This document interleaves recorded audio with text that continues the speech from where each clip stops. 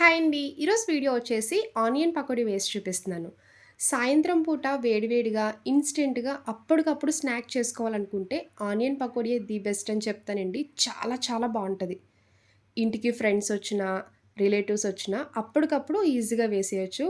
క్రిస్పీగా ఎంత పకోడీ తింటారో మీకే తెలీదండి. అంత టేస్టీగా ఉంటది. బయట బండి మీద కొనే టేస్ట్ రావాలంటే ఇలా ట్రై చేయండి. చాలా బా వస్తది. ఆనియన్ పకోడీ ఎలా వేయాలో ఒకసారి చూద్దాం రండి. ముందుగా ఇలా బౌల్‌లో 3 ఉల్లిపాయలు తీసుకొని, ఇలా సన్నగా పొడవుగా కట్ చేసుకోండి. ఆనియన్ పకోడీ అంటేనే పొడవుగా కట్ చేసుకోవాలి. ఇలా కట్ చేసి పక్కన పెట్టుకోండి. ఎప్పుడైనా ఆనియన్ పకోడీ వేసినప్పుడు చాలామంది పిండి ఎక్కువైపోద్ది, లేదు అంటే అప్పటికప్పుడు ఆనియన్స్ కట్ చేసి వేస్తారు.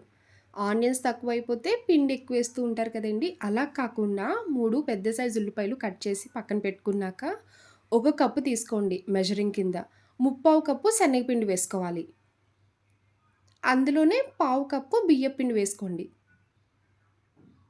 బియ్యపిండి వేయడం వల్ల క్రిస్పీనెస్ అనేది తెలుస్తది. టేస్ట్ చాలా బావుంటది. ఇలా ఒక కప్పు వరకు పిండి తీసుకోవాలి. అప్పుడే మీకు పకోడీ చాలా వస్తదండి. ఇలా బౌల్‌లోకి కట్ చేసి పెట్టుకున్న ఆనియన్స్‌లో ఇందులో కొంచెం కరివేపాకు వేసుకోండి. కరివేపాకు డైరెక్ట్‌గా కాకుండా కట్ చేసి వేసుకోండి. ఫ్లేవర్ తెలుస్తది. కొంచెం కొత్తిమీరి, చిటికెడు పసుపు వేసుకోవాలి. హాఫ్ టీ స్పూన్ కారం వేసుకోండి. మీ టేస్ట్‌కి తగ్గ సాల్ట్ వేసుకోవాలి. సాల్ట్ వేసుకున్నప్పుడు మాత్రం స్టార్టింగ్ కొంచెం తగ్గిచ్చే వేసుకోండి. కలుపుకున్నాక సరిపోకపోతే వేసుకోవచ్చు. హాఫ్ టీ స్పూన్ అల్లం వెల్లుల్లి పేస్ట్ వేసుకోవాలి.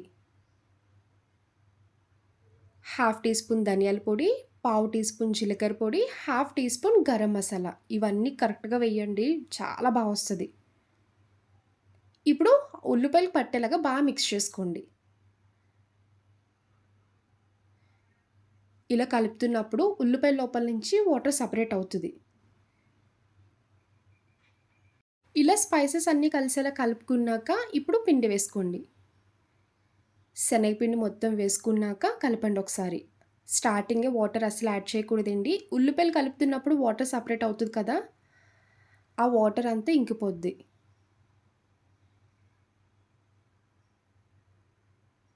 సరిపోకపోతే వాటర్ యాడ్ చేసుకోవచ్చు. చూడండి పిండి వేసి కలుపుకున్నాక ఇలా డ్రైగా ఉంది కదా! ఇప్పుడు కొంచెం వాటర్ యాడ్ చేసుకోండి. ఇలా వాటర్ వేశాక మొత్తం ఒకసారి కలపాలి. నాకైతే పావు కప్పు వరకు వాటర్ కరెక్ట్‌గా సరిపోయిందండి. ఇంకెక్కువ అస్సలు వెయ్యొద్దు. మరీ ఎక్కువ వేసినా కూడా ఆయిల్ లాగేస్తది. ఇలా కొంచెం గట్టిగా ఉంటేనే క్రిస్పీగా వస్తది. టేస్ట్ కూడా చాలా బావుంటది. మీకు పకోడీ వేసే కన్సిస్టెన్సీలా రావాలి.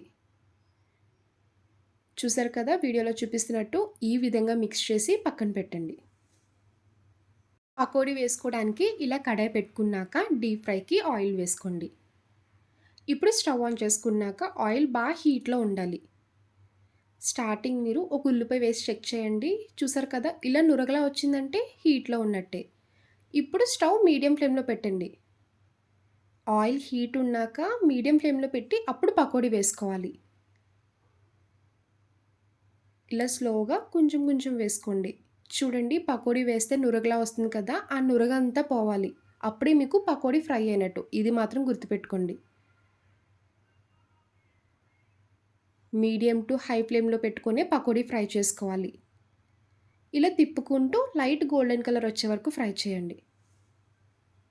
చూడండి వీడియోలో చూపిస్తున్నట్టు పకోడీ అయితే చక్కగా ఫ్రై అయిపోయింది కదా! ఇలా ఈ రంగు రావాలి. నురగంతా పోయి పకోడీ సెపరేట్ అయిపోద్ది. ఇలా ఫ్రై చేసుకున్న పకోడీ మొత్తం ప్లేట్‌లోకి తీసుకోండి.